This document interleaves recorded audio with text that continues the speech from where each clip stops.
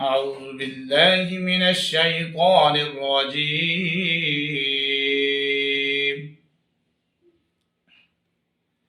بسم الله الرحمن الرحيم.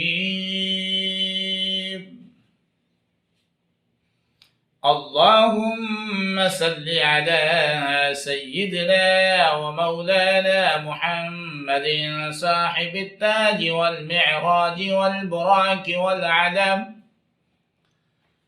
دافئ البلاء والوباء والقحط والمرض والعلم، اسمه مكتوب مرفوع مشفوع منكوش في اللوح والقلم، سيد العرب والأجم، جسمه مقدس مؤثر مطهر منور في البيت والحرم،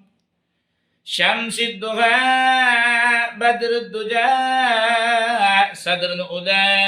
نور الهدى كهف الورى مصباح الظلم، جميل الشيم شفيع الأمم صاحب الجود والكرم، والله عاصمه وجبريل خادمه والبراق مركبه والمعراج سفره، وسدرة المنتهى مكانه وكاب قوسين مطلوبه، والمطلوب مقصوده والمقصود موجوده، سيد المرسلين خاتم النبيين شفيع المسلمين أنيس الغريبين رحمة للعالمين،